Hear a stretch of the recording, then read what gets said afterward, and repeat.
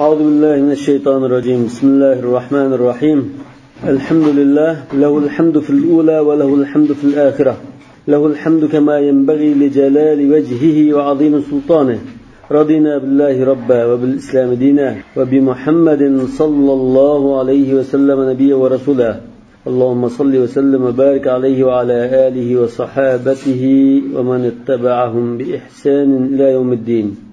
اللهم علمنا ما ينفعنا وانفعنا بما علمتنا واجعلنا من الراشدين آمين. أما بعد، فقال المصنف رحمه الله تعالى: وكل صلاة بعدها سنة يكره القعود بعدها.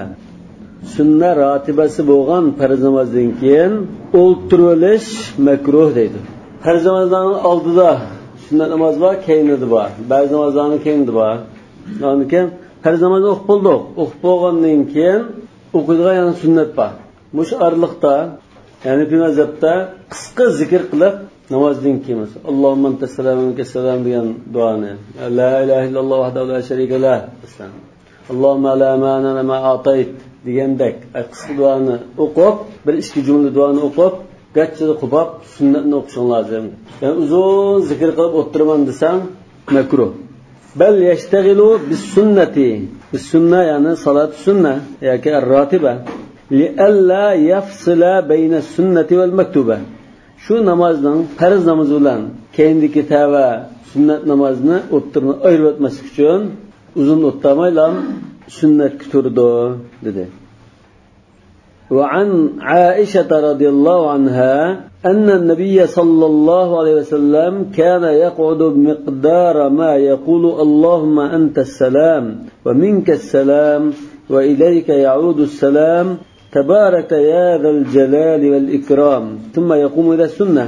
Muşinçilik miqdarda, muşin digiçilik miqdarda, muş duanı, davamlı muş duanı da plan dengep yok. Muşinçilik duanı digiçilik miqdarda o'tirib, uning dinga sunnat o'qishga, qo'pti yoki o'jirishga sirkitib deydi. Sunnatni o'jirishda o'qigan ekan. Buna miqdara ma yaqul bo'lgan ekan, mush duani o'quvchilik miqdarda bo'lgan ekan, ya mush duani o'qiydi. Ya Allohumma la ma'na ma atayt masalan, yoki la ilaha illalloh vahdahu la sharika lahu lahul mulku wa lahul hamd deganni, shunga o'xshash duolarni o'qiblam o'jirishga kirib sunnat o'qiydi demoqchi.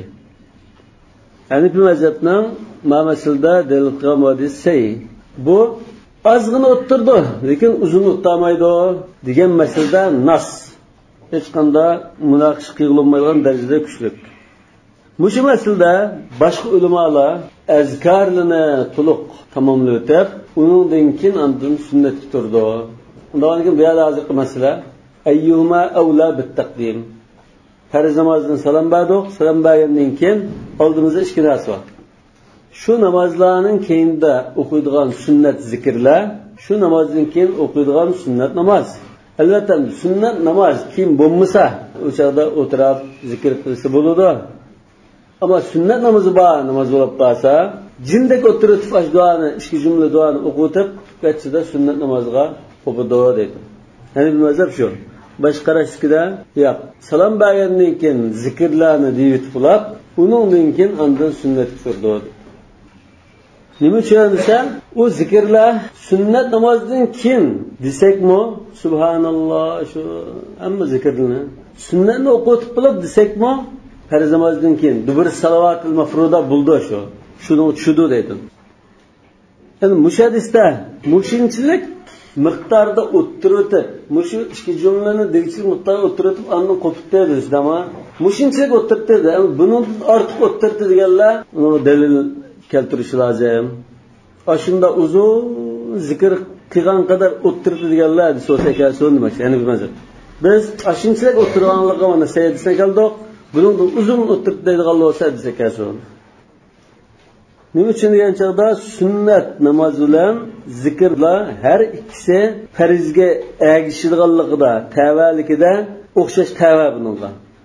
Yani Rasulullohdan isbotlangan sunnat namozni zikrdan keyin deydiganligi isbotlangan.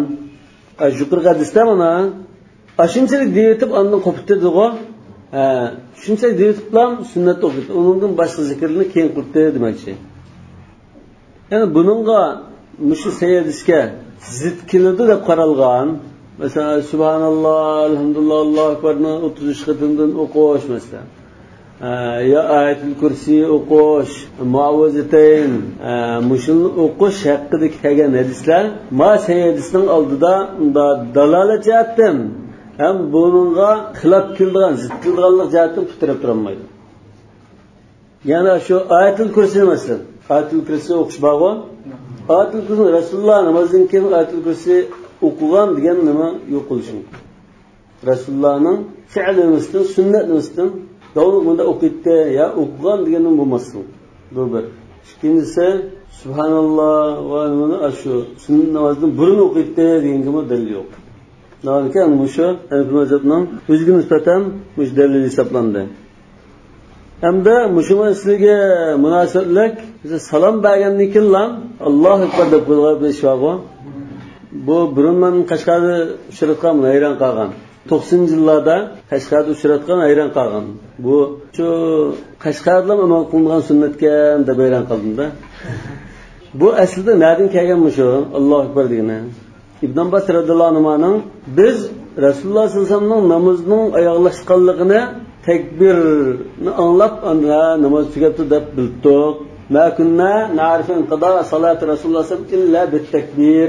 Yani seyirayba. Bu nimani bildirdi olsa İbn Abbas radhiyallohu anhu shu chaqda Rasululloh hayot chaqda 13 yosh 14 yoshda. Vafot bo'lgan chaqda 14 yosh 15 yoshda qolib qolgan İbn Abbas. Bismillah olganki satdan eng oxir turibdi. Ayollarning oldida, erlarning keyinda. Va tug'an ekan, u chaqda balki unda muballig'lar, majdahulunda to'lab yetkazishli bo'lmasligi mumkin. Ekan salom berib, keyin ondan Aslan ya Allahu Ekber bu deb bunda Subhanallah Elhamdülillah degandek bir nima bu zikrlar bilan namoz oyoqlashibdi deb bilibdi degandek bir rivoyat. Lekin mush qarashim assalomu alaykum va rahmatulloh degandeklar Allohu Ekber deb bir qatim deyishni ilgirki fuqarodan birisining deganligi ma'lum emas. Yani mesela biz bildiğin şu müjdahid imamlar ve undan başka şu muhakkak alimlar ile buldum mesela namazda salam verip Allahu Ekber deyilse dengek yok. Bu fakat muş rivayetten bunda tabi Allahu Ekber deyiliş bakken. Eğer Allahu Ekber'ni anlayan olsa Esselamu Aleyküm Rahmetullah'ını anlayıttı. Lekin anda bu onun bazılarında salam verip bunda uttağın çağdı bazılar Allahu Ekber Subhanallah bunda üllük bir tekbir tesbih degan chaqda keyin bu ishbillarni anlagandakan. Lekin qanday bo'lsa bu bunda bir ehtimollar dalolati bir ojiz bir. Shu Rasululloh assalomu rahmatulloh degandan dach takbir qilibdi deganga sunnatga hargiz u dalil bo'lolmaydi. Shu buni sunnat deyish nima? Bir bakni qilsa bidat bo'lishi mumkin. Salni qilsa joizroq bo'lishi mumkin. Bu ko'pincha misol o'qishbolni ko'rdim men, vatandan kelgan bo'ldim ko'rdim. Buni bunda tashlab qo'ymay, buni izdanman. Bu nima gap zodi? Qaysi mujtahid imom bunda deb qaragan? Ba'zi muhaddislardan degan bo'lishi mumkin. Ya'ni mushunda qarashli bo'lgan bor. Ahli hadis ishida bo'lishi mumkin. Lekin mushun izlab dalil zot bunun baş dalil bormi yo'qmi? Nima gap bo'lsa, buni aniqlab o'qitib ondan amal qildi. Bo'lmasa da dersi ünvagan şekilde biz avam bulmagan ekan, o'quvchi bo'lgan ekan, ko'chilab bilib qo'yadi. Yo'nki mushuni bir topshiriq qilib bersak, sinf o'rganish boshlig'i, sinf boshlig'ini tez yo'laman. Salomdan keyin Allohu akbar deyish sunnatmi, hukmi nima, dalil nima, qaysi ulamolar bunda qilsa bo'ladi degan. Islam o'tgan yilda Baytul Haramda kapitaniki ulamalar azaldan tartib chekilgan. Bu bizning yerda bu azaldan tartib kelgan bo'lganligi. Ya bu Hanifi mazhabdimi ruxsat qilgan, lannahu mutawarat dedi-ku. Chunki musulmonlar davomli masjidlarda katta qilishdan maylda qo'yib turadilar bu dedi. Lekin bizning vujudda nima qilgan shu Hanifi mazhabning mutaaxxirlarning ba'zininki qattiqroq tutgan pozitsiyasi bo'lsin. Shar'iy qoida balkim. Bundan bu bir topshiriq bo'ldi. Lekin o'sha Hanifi mazhabninki sunnat namozni o'qitib, undan keyin zikrlarga o'tirdi degan narsa shu muvofiqroq menimcha. Chunki bu sunnat namoz vaqt e'tibori bilan farz namozni chetishlik, vaqtga bog'lanishlik. Lekin buni sal kechib tursa, ya ba'zi namoz vaqti chiqib qoldigan bo'lishi mumkin. Farz namozdan keyin duo qilish bo'ladi, ya'ni joiz. Qo'l ko'tarmay duo qilish mustahab, afzal, chunki duoning ijobat qilingan o'rinlarning birisi dubur salovatul mafruda. Dubur salovatul mafruda hozir ulamolar so'darmisanlar, ya qo'l ko'tarib duo qilsam bo'lmaydi. Mush o'rinda qo'l ko'tarib duo qildi Rasulullohning kimga deb turadi. Lekin duo kelgan dua mesela şu Allah'ım enteselam, Allah'ım la ma'nil ma'atayt ve unundan başka şu dualar lafzi zikir ve tencid duanın boğan bilen bu esliden dua bu. Mesela şu tamaktan kim elhamdülillahillezî desem buldu dua kısam olmadı diye yapalım. Hem de sana ama hem bir taraftan dua. Hem de yeter numakalı ki yani udarak bahsler yemendaş. Allah'ım enteselam ve minke selam. Tiç amallık, ya ki salametlik, ya kemtiklikten hali buluş fakat sendillam. Yani bizden inde salamet kıl diye manuma verdi. Allahümme la ma'nil ma'atayt ve la mu'tiya lima mana. Bahsler dinge bağlı. Tamam mı? Dua ne özüsü alıdı. Gerçi lafzında dua bulmuşman. Hem de birinciden farz namazdan keyingi vaqt duo ijobat bo'lishi eng yaqin vaqtlarning birisi bo'lg'achqa, xuddi sajdada masalan, sulusul axirda bo'lgandek. Ikkinchidan Alloh taolo bandasi qo'l ko'tarib tilasa, turuq turishdan oyoqdan bo'lg'achqa qo'l ko'tarish aniqlab isbotlandi. Namozdan keyin duo ijobat qilgan vaqtda duo qilish, kishi bilish bilan qo'l ko'tarib duo qilsa, hech bo'lmasa joiz. Sünnet derisini okumasa Resulullah'ın kol ko'tarib duo qilgan kemmede sünnet emas, lekin bu joiz. Shuna sodirsa ulamolardanmi yo'q qo'l ko'tarib duo qilish bo'ldi deganlar bor. Chunki bu duoning bir adab qoidasi qo'lni ko'tarib yelinib turib duo qilish. Qo'l ko'tarishmi tadarruning jumlasidan min adab-id duo. Salomdan keyin yani dubur salavat diyenler gerçi İmam Ibn Qayyim rahmetullahi aleyh eşyayı eklemende yiyip bakıp dubur salavat diyen bu teşahhütten ki salam birişte ilgirke alaka Esselamu aleykum ala ibadillah salihin depolab Allahümme Rabbana atina fid dünya hasena mesela diyende şu duanı közde diyen bosu mu emniyette sehir vailide şu salam bir programdan keyin diyen şu mecmunu ifade edilen ibadet kegen. Yani teşrif kegen çağda da çıkıyor. Şu İmam Ibn Qayyim rahmetullahi aleyhi'ninki dubur salavat diyen salamda ilgirki teşahhütten keyingi çağ degeni tekelluf. Farz namazdan keyin qo'l ko'tarib duo qil degan kimga? Biroz. Shunga sunnat emas deb la yushra degan gapni bildi xatidan. Bo'lmaydi deganlar shu jamoatdan bo'lmaydi, yolg'iz qilsam ekan mustahilda deyiladi. Yo'q, shu qo'l ko'tarib yolg'iz qilsam bo'lmaydi. Cemaat bilan takım bulmaydı. Kol götürüp dua kılsam bulmaydı. Çünkü bular kol götürüp dua kılış şu orunu kelgen uruşta, istisqada, yani bir yerde şu orunda kol götürüldü, başka yerde kol götürülmeydi. Yani kol götürürsen istemem bir çağır bir teşrif bakay buna. Nime gap bozadı? Dep ben teşrif baktım. Teşrifsem şu orunda denge bakaç. Şu orundan başladım o. Resulullah kol götürdü. Mesela Bukhari'da Allahümme encil velid ibn velid. Ayyaş ibn Abi Rabia diyende qo'lni ko'tardi deb qoldi. Sahih Buxoriyga des. Ondan al-Gazeta Ayşe Baqiga aqdan yugurib chiqib qoldi-ku. Qo'lni ko'tarib duo qilib chiqdi. Undan boshqa jaqimdi. Shu o'rindan boshqa bir yerda sayrat kelgan bo'lsa, shu o'rindan qilish bor deganni bekor bo'lib ketdi. Shu o'rindan boshqacha qiyalda hatta İmam Buxoriyning ayın bir risalesi. İmam Buxoriy qo'l ko'tarish batı başka bir yerde batı degandek mazmunda shu isbot uchun juz raf'il yadayn deb maxsus bir kitob yozgan. Qo'l ko'tarib duo qilgan hadisni hammani to'plab bir kitob yozgan. Hatta ba'zi ulamolar buni 50-60 hadis va deb nima qildi. Farz namoz o'qib kelganda shu sunnat namozga o'tishlik tamom bo'lgandan farz namozga qo'l ko'tarish, sunnat namozga qo'l ko'tarish bo'lganmi? Mumkin. Uydagi ahvolni rivoyat qilgan azvoj mutahharat uni rivoyat qilmoqda. Mesela uyda kirdi, peshinni ishtirka sunnatni o'qidi, undan keyin qo'l ko'tarib duo qilgan bo'lmoqcha, masala shu yerda. Duo bilan bo'lsa ham sunnatni vaqtga Kechikib ketdi. Hozir endi mush qisqa duomi duo. Endi mazhab mush qisqa duoni qilsa bo'ldi deydi. Boshqa albatta qilsa bo'ldi deydi. Endi mush duoni qo'l ko'tarib qisqalam duo qilsa bo'lamdi desa, yoki sunnatdan keyingi nima? Farzdan keyingi ahvol deb shu chog'da qo'l ko'tarib duo qilsa bo'lamdi degan masala. Lekin bu unchalar tushib ketadigan, unchalar bir-biriga inkor qiladigan masala emas. Duo qilish bo'ldi, qo'l ko'tarish bo'ldi. Ko'pchilik billa duo qilsin bo'ldi, yolg'iz duo qilsin bo'ldi. Duolar sunnatning qaysi qilgan ko'rayotganlarga qaysini duo qilishda Notlardan chiqaran Qur'on shu farzning kelib mana degan Rasululloh shu farzning munosabatini kenglar qilsa duoja qiladi chiqaran o'tirib duo qilib aşağılaşma onunla Hanefi mezhepçiler onunla Hanefi mezhepçiler birinciden uzun dua qilib o'tmaydiganligiga masayidisine kirdi. Yani jindek o'tirib deganga. Ikkinchidan mushu sunnat namoz ay farzdanki og'i chaplashib turadigan shuni jupdi. Yani şunu tavani var. Mushu sunnat namoz o'qib bo'lgandan keyingi chaqmo shu bir savatning mafruda deydi. Yani bu yada madisine geldi. Allahumma entes selam ve minkes selam ve ileyke ya'udus selam tebarekte ya zel celal vel ikram.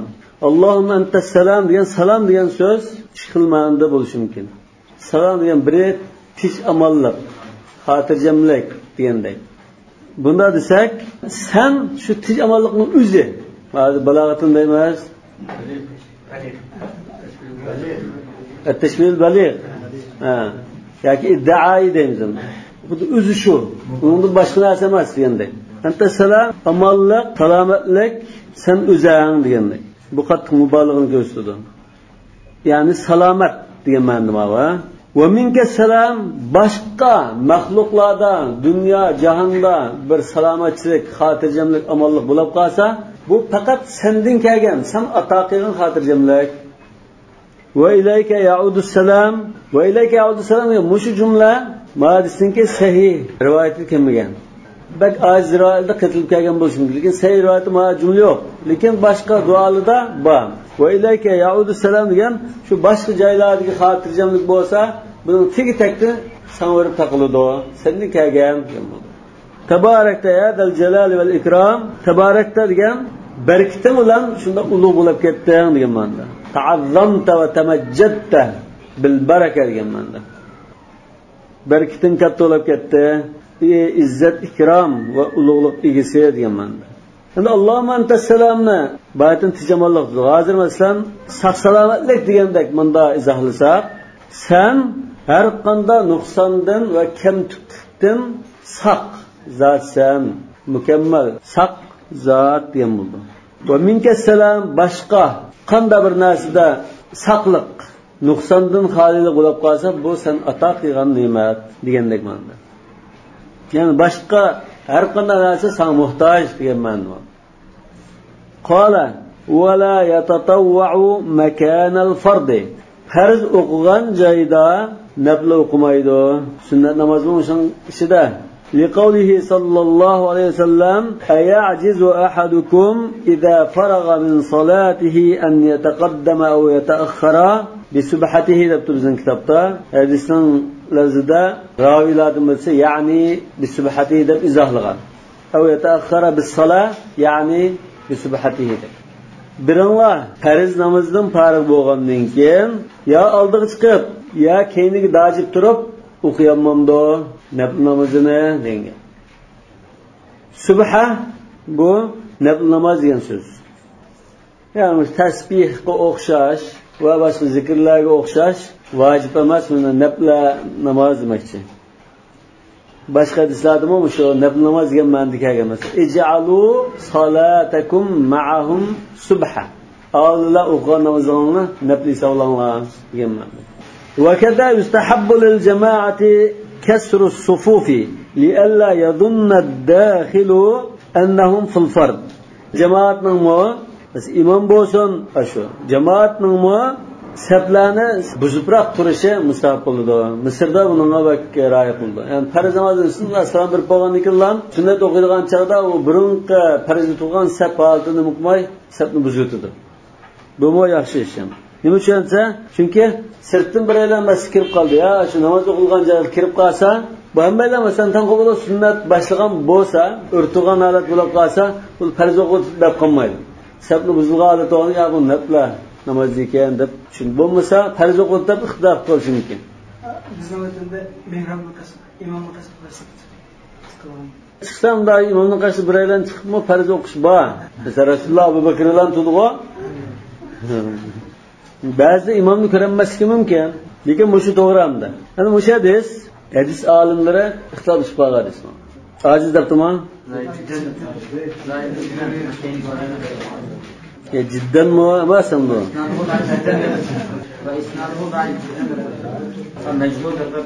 Yo'q. Bu hasan darajalik hadis bo'ldi. Endi shu o'rinda Hanafi mazhabda wala yatatawwa makanal fard degan shu o'rinda midilmaylam qo'bob sunnat o'qish makruh. Hanafi mazhabda makruh tahrimiy ham bo'lishi mumkin.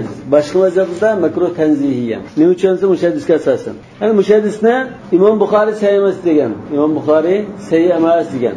Sahih Buxoriyda Imom Buxoriy dedi, "Kana Ibn Umar radhiyallohu anhu yusalli fi makanihi alladhi salla fil farida." Farz o'qigan joyi turiblam, naflisni o'qiydi Ibn Umar. Ibn Umarning unda qiyashni hozir tutibsizmi? Ibn Mas'ud qiyamni tutishimiz lozim. Va fa'alahu al-Qasim ma shu fuqaha sab'aning birisi. Madina ulamolar tabi'inlardan. Yani va fa'alahu al-Qasim ay salla makan al-farida demak. Shu joyda midilmay namoz o'qigan.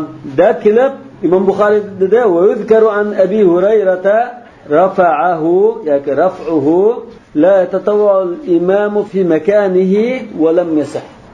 İmam şu namaz o'qigan joy turiblam nafl o'qimaydi deb rivoyat qilgan. Ay ajizu degan muhaddisni demoqchi. Bunda rivoyat qilgan, lekin bu sahih emas dedi. Imom Buxoriy sahih emas dedi. Lekin biz bu hadisni daif jiddan dedik-ku. Daif jiddan degan bu hadisni kuchlantiradigan boshqa bir hadisim bor. Shundan keyin buning bilan bu shavohid mutabaat bilan bu sal jillanib ketadi. Masalan, Sahih Muslimda anna Muaviya ra'a Sa'ib ibn Yazid qama fi makanin salla al-jum'a. Juma o'qigan joyi turiblan qo'yib namoz o'qibdi. Yani namoz o'qidi demakchi. Fa arsala ilayhi Muaviya. Muaviya unga odam yotib, "La ta'ud lima fa'alta. Idza sallayta al-jum'ata fala tasilha bi salatin hatta tatakallama aw takhruja. فإن رسول الله صلى الله عليه وسلم أمرنا بذلك." La'nki ma'noda juma o'qigandan keyin ya gap qilib parang bilan uni uzutib yoki sirtqa chiqib namoz o'qigan, oxirlam ulab namoz o'qigan. Yani bu balkamda farz bilan sunnatning bir o'rtada fasil bir ayiradigan narsa bo'lishi. Yani shuni davomida qilam shuni qilmas uchun degan bo'lishi mumkin. Lekin o'shanda azroq ya ajiz ahadukum degan hadisni kuchlantirgan bir mazmun bor. Bu kuchlantirdi. Bu anda ikkisining o'rtada fasilla ayirish kuchlantirdi. Lekin shu o'rindan yo'tkilishimiz yo'q. Yani muhaddisni daif jiddan dedim-ku. Buni Imom Abu Dawud sunanida rivoyat qilgan. Imom Abu Dawud sunanida rivoyat qilib, bu hadis to'g'riliq lamjim demagan. Endi Abu Dawud sunanida rivoyat qilib, ya unda ya bunda demasa, Abu Dawudning nazarida bu hadis hasan darajalik. Chunki Imom Abu Dawud sunanni yozgan chaqda muqaddimasida men bir hadisni rivoyat qilib o'sha kitobda buni say desam say, ajiz desam ajiz.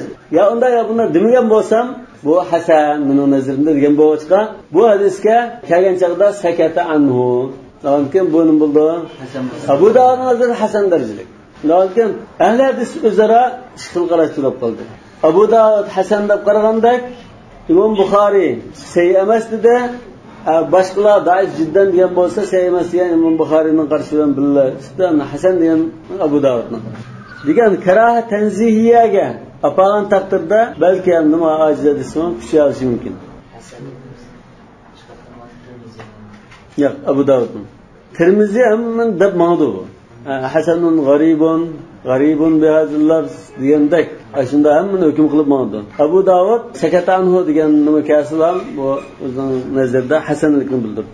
Yani ba'zi ulamolar yutkilishdan onda bir foydasi bor.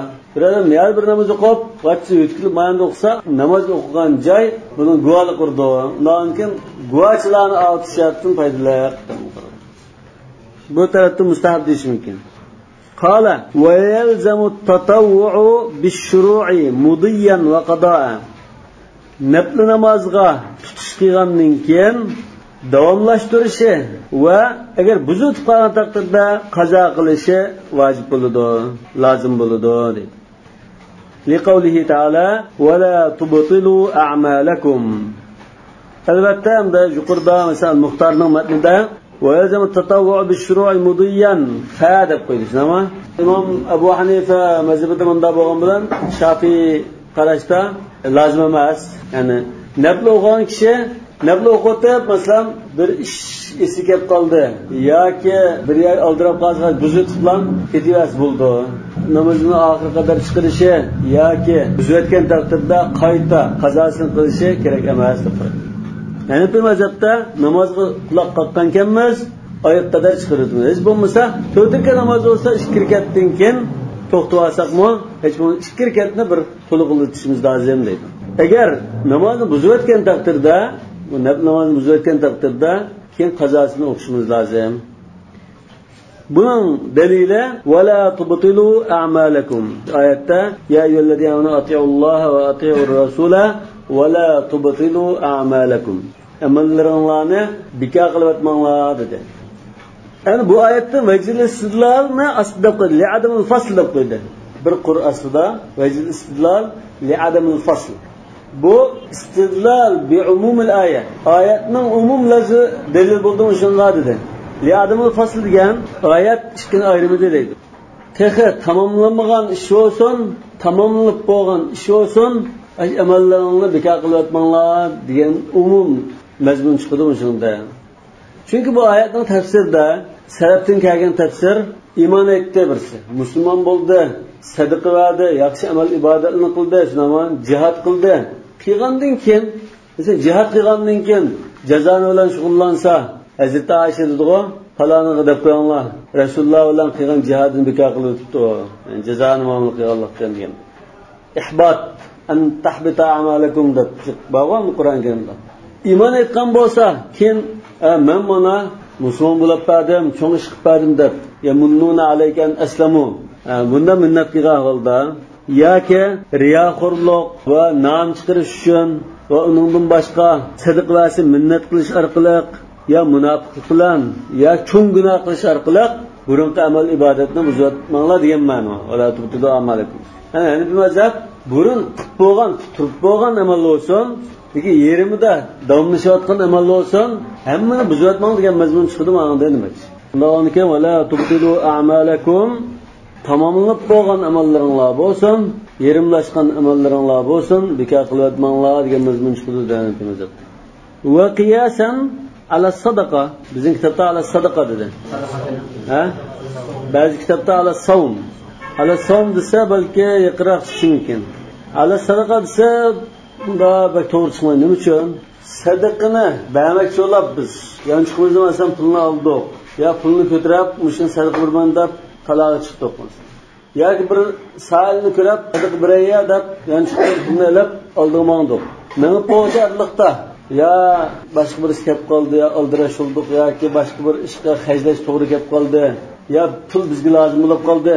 Shu ahvolda shu pulni zodi cho'qimay sail berish kerakmi yoki o'zi ishlatasin bo'laveramdi? Sailning qo'liga tegib bo'lguncha, sail biraman deb atgan ash pulni cho'qim sail berish kerakmi yoki ixtiyoriymi degan masala. Agar sadaqa deyilsa yoda qiyosan ala sadaqa bo'lsa, Hanifiy mazhabda, degan Hanifiy mazhab qarashida ash pulni sailga tutilib bo'lgandan keyin bo'ldi hisob qilib o'tish lozim.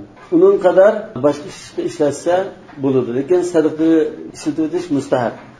Yani cumhur ulemalarining qarashi shunda. Gerçi salaflardan ba'zi ulamalar bor. Sadaqani shunda yengimizdan chiqarib, ya puldan ayirdik mas. 10 kun shunda ayirib sadaqa beray degan bo'lsa, shu 10 kun sadaqa berishimiz lozim. Ki o'zimizning o'zimizga ishlatsak bo'lmaydi. Lekin ana bu mazhab cho'qim uni berish kerak deb qaramag'achqa, bu yerda savm degan uni to'g'ri chiqish kerak. Va qiyasan ala savm deydi. Ro'za tutgan ahvolda, masalan, nafl ro'za tutish nima? nafl ro'za tutgan taqdirda buni davomlashtirish lozim. Fayjibul mudi davomlashtirishi vojib. Bekor qilib o'tmas uchun. Vajibul qado agar bekor qilib o'tib qolsa, buzib o'tib qolsa, qazosini qilish vojib. Ya'ni o'rnini to'ldirish lozim. Ya'damul fasl deganda biz oyatdan keyin vajib istilolda deb qildik. Va liqawlihi sallallohu alayhi vasallam lis-soimi aslida mana oyatning hozir bu istilol keltirishda bunda akilishlar. Oyatni akaldi-ku, akagandan oyatning istilolini. Undan keyin qiyosga kelish lozim. Baş oyat istiloli undan keyin qiyosga kelish. Hozir oyat istilolini qiyosdan kechib turibdi. Va liqawlihi sallallohu alayhi vasallam lis-soimi Nişadan qiyasan ala som deb bulab ondan Rasulullohning ro'zlarga degan so'zga asosan deganligi endi nishada bir tarafdan hadis tayandi, bir tarafdan qiyos tayandi. Ro'z tutgan kishiga ajib axaka, qarindishing seni tamoqqa chaqirdi, yo to'yga chaqirdi, yo bir ziyofatga chaqirgan bo'lsa, sen ziyofatga borgan, tamoqni yegan, ro'zani buzgan demakchi. Vaqti yawman makanahu, uning o'rinda bir kun tutib ol. Nalga Hanifi mazhabning asli qarishi qanda, aslında chaqirmagan ahvolda, normal ahvolda ro'zni buzsang bo'lmaydi, davomlashtirsa. Qarindishingning ko'ngli uchun hadisda ruxsat qildi. Uning boshlig'ida nafl ro'zni davomlashtirsa deganman. Gerçi bu hadis aciz bo'lsin. وقال صلى الله عليه وسلم لعائشة وحفصة رضي الله عنهما وقد أفطرتا في صوم التطوع iqdiya yawman makanahu wa la ta'uda. Bular tutgan chaqda, lekin bu siyam tatavvu'mi emasmi hadisda yo'q aslida. Ro'zda holat ditdi, ro'zda holatda yaxshi bir tamoq kelib qoldi. Yegisi keldigan tamoq. Bir kavob kelgan bo'libdi. Rasululloh sollallohu alayhi vasallamning uyida necha kun qazon esilmaydi deb keldi-ku. Necha kun suv bilan xormulan tamoqqa bo'libdi. Undan keyin aslida yaxshi bir tamoq hediye kelib qoldi. Kelib qolgan ekan, azvaj mutahharga yanglar, ig'iz teginglar degan chaqda biz ro'zda otdiq dedi. Degandan keyin, "Ma tamoqni yeb, kim bizga tutulinglar" dedi. Ya'ni yegistilgan bir tamoq bo'lg'achqa. Lekin bu hadisda siyam tatavvumi, qazo, ro'zimi qo'yini emas. Shunga Imom Shafiy rahmatullohi alayhi bir qoida chiqarib, tarkil sal fi maqamil hajati ilal bayani yufidul umuma fil maqal deb bunda bir qoida bekitgan. Bu naybat qamlashgan bir qoida. Yani yaxshi bir qoida. Bu hadislardan ko'pincha shunda hukm chiqarishlarda foydali. Yani buning ma'nosi ikki ehtimolliqi va bir ish bo'lib qolsa, ko'chilab so'rmasa, ikkili ehtimolda qaysi bo'lishidan qat'iy nazar hukm o'xshash deganini bildirdi. Terkil istifsal fi maqam al-ihtimal yajri majra al-umum fi al-maqal degan. Yani bu şu ikki azvaj mutahhara biz ro'zdar degan chaqda buzi tutlan tamoqni yeb keyin tutulang dedi. Lekin bu ish kelgandan sizning ro'zanglar, tutgan ro'zang nafl ro'zimi, qazo ro'zimi deb so'midi. Ko'rishilmidi-ku? Agar hukm o'xshamaydigan bo'lib qolsa, buni so'raydi. Siz qazo ro'z tutganmi yoki naflmi? Qazo ro'z tutgan bu sog' bo'lmaydi deydi. So'rmaganligi ikkisini o'xshash. Imom Shafiy qazo ro'z tutgan kishimi yaxshi tamoq yeb qolsa, bizga mehmon chaqirib qolsa, buzasi bo'ldi. Nafl tutgan kishimi buzasi bo'ldi. Keyin ondan qazo ro'z tutgan kishi boshqa bir kunni qazosini qiladi. Asli tutamgan ro'zning boshqa bir kunni qazosini. Ma qazo hisoblanmaydi-ku, boshqa kun qazosini qilib oldi. Nafl tutgan kishi o'z mutatavva amiru nafsi. Bu asli farz yo vojib emas, bu ixtiyoriy tutgan hozimda ya qilmayman bo'ldi deb yerim yo'lda yeni olsa bo'ladi deydi. Rasululloh sollallohu alayhi vasallam ijozat bergan bo'lishi mumkin. Yani umum ijozat bersa, yetarli. Shu kuni nima qilmasmi?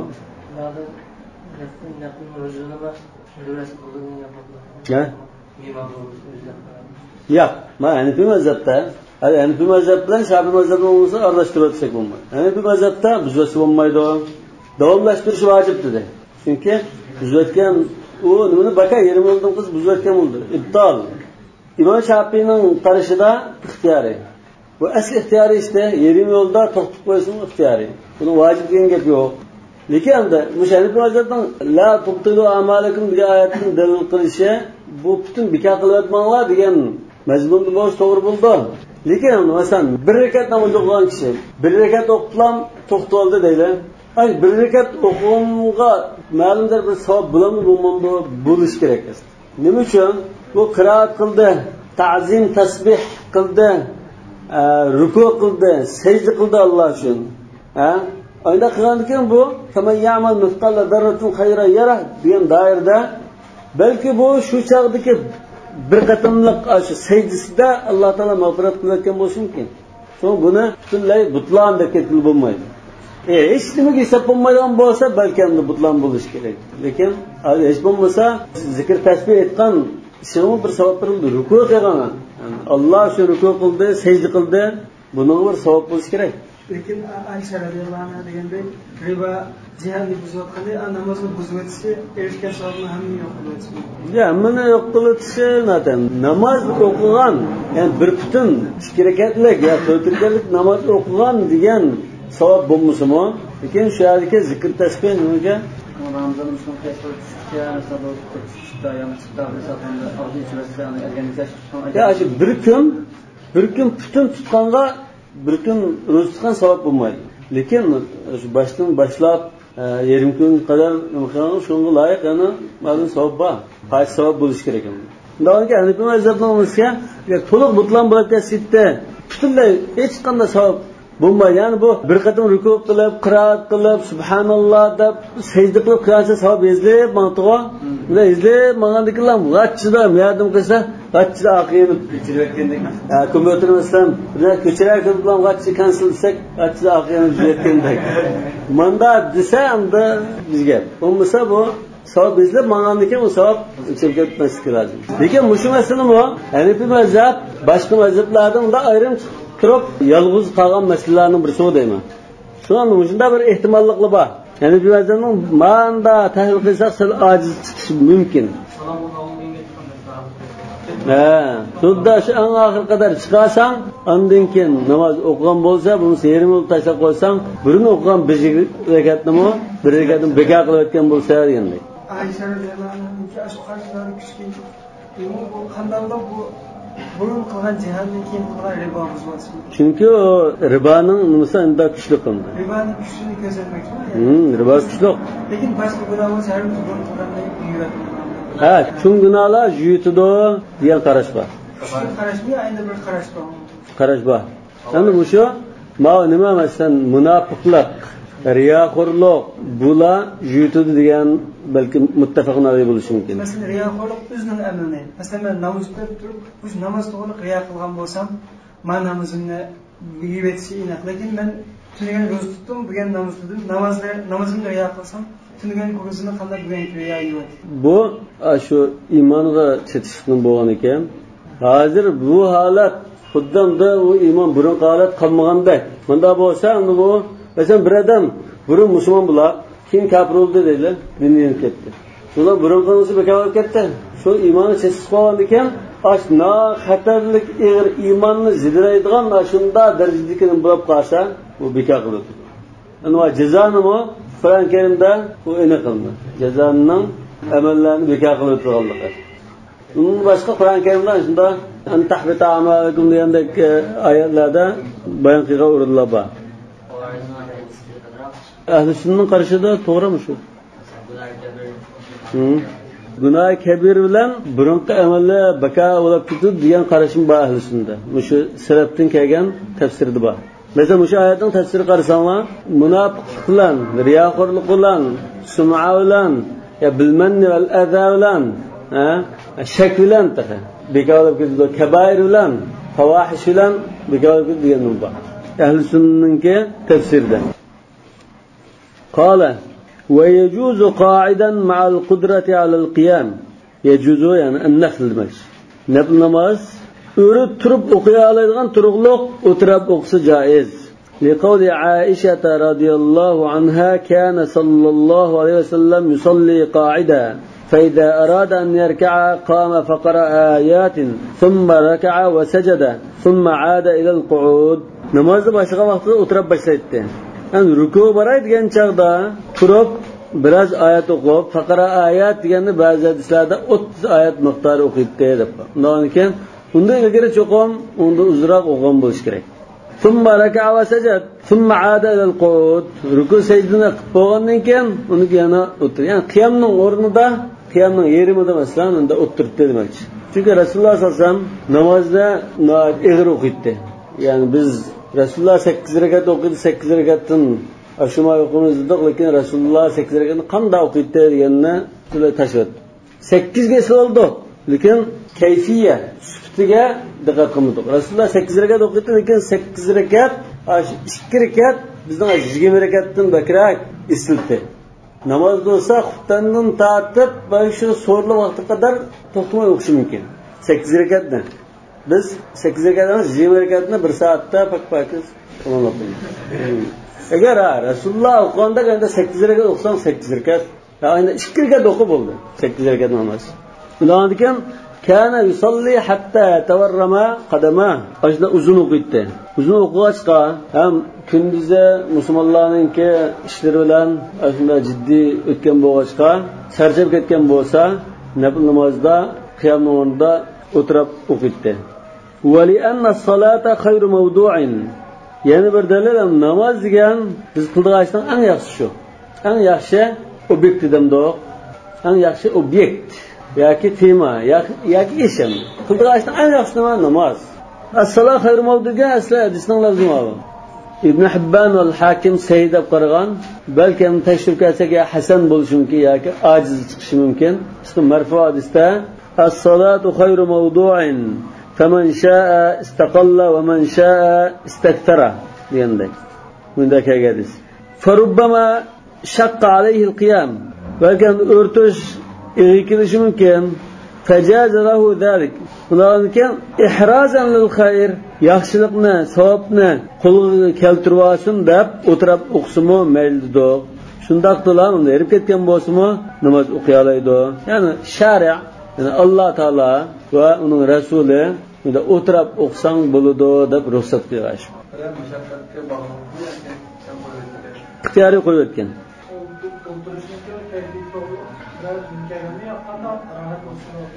O'tirish shakldimi? Hanafi mazhabning ayrim qarashlari bor. Bunda shaklda o'tirdi deydigan. O'tirish shakli. Va hada mimma lam yunqal fihi xilaf. Ya'ni bu nimadan iborat bo'lishga hozir ijmo'va degan gap. Tushunaman? İmam Navaviy buningda ulamalar ijmo qilgan deb naql qilgan. Aisha radhiyallohu anha dedi: "Lamma baddana Rasululloh sallallohu alayhi vasallam wa thaqula kana aktharu salatihi jalisa." Sahih Muslimning rivoyati. Rasululloh sallallohu alayhi vasallam yashinib, eg'ilashgan chaqda, ba'zi rivoyatda sal samirib qolgan chaqda baddana deganni yashin qoldi degan ma'noda izohlaydi, lekin ba'zi rivoyatlarda va kathura lahmuhu va akhadahu al-lahmu degandek mazmunlarni kelgan.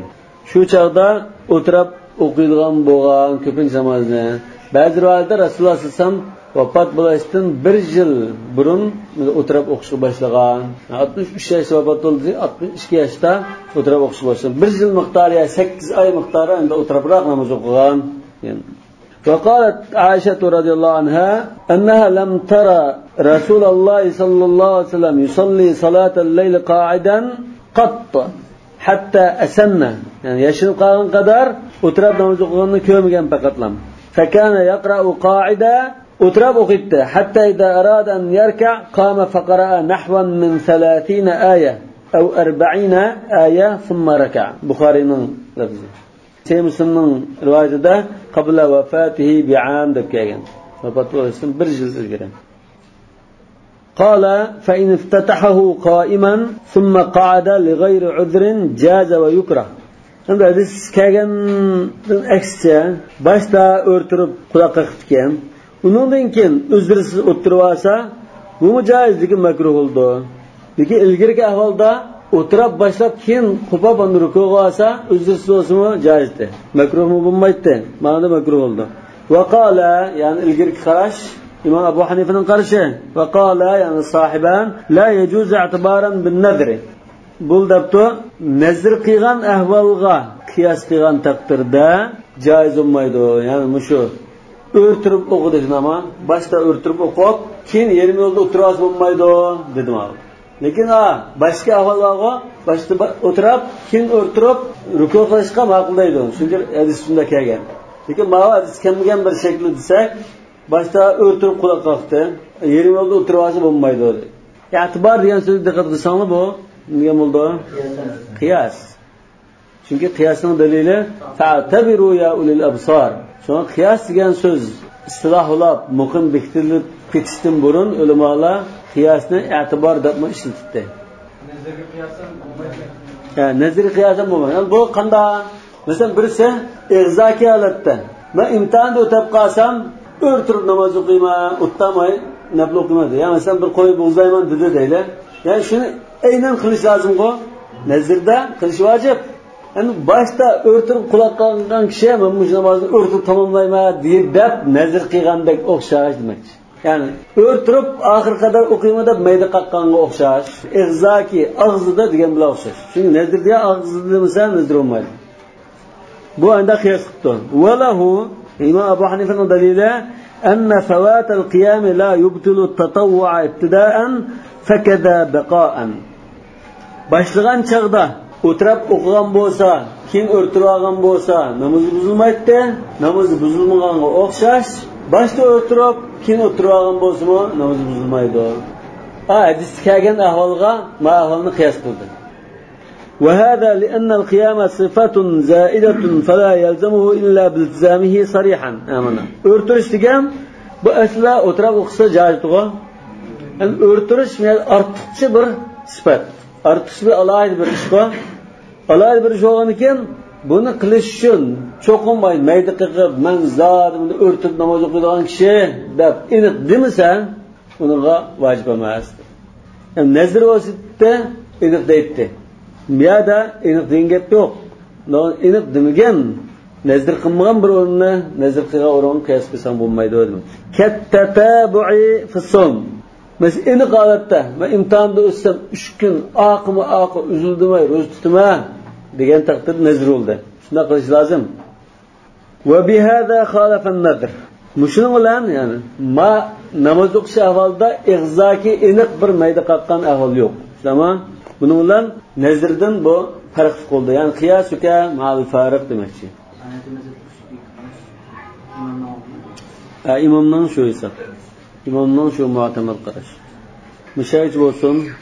Vallohu a'lamu bis-savab. Subhanakallahumma bihamdik ashhadu an la ilaha illa ant astaghfiruka va atubu ilayk.